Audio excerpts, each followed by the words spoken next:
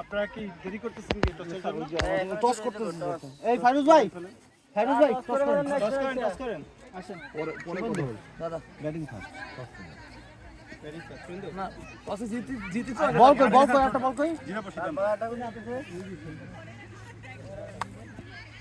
Sir এই নিয়ম তো জানেন নিয়মটা আপনারা কিভাবে করছেন? সব কিছু তো বিভিন্ন নিয়ম যে যেখানে যাবে কিভাবে বোলিংটা কি সেটা হলো স্যার বল হচ্ছে হাত ঘুরায় বা ভেঙে দুভাবে করতে পারবে, কিন্তু ওই সাদাটাকে ভিতর থেকে করতে হবে, দাগ টাচ করতে পারবে না। যদি দাগ টাচ হয় তাহলে না পেস পেস এখান থেকে যতটুকু উঠাইতে পারে না স্যার, একটা মানে অপটিমাম স্পিড আছে। আমরা একটু স্যার আপনাকে দেখাই দিব ডেমো, তাহলে স্যার আসলে মনে বেটার হয়, কারণ এটা তো মানে অতিরিক্ত পেজ হলে অতিরিক্ত পেজ হলে হবে। নিয়মটা ওদের উপস্থিতিতে বললে আমি বুঝতে পেরেছি আর আগে যেভাবে খেলবেন সেটাতে তার আগে হয়তো কল দিবে মানে শর্ট পেজ হচ্ছিল সবসময় যে 3 আঙ্গুলে ফেলে এতে যতটুকু পেজ ওঠে যতটুকু স্পিন করি সেটাই বেটার, কোনো ঝামেলা নাই। হাত ঘুরাইতে গেলে গতি আসবে, গতিতে আসবে বাউন্স আসবে, ঝামেলা হয়ে যাবে।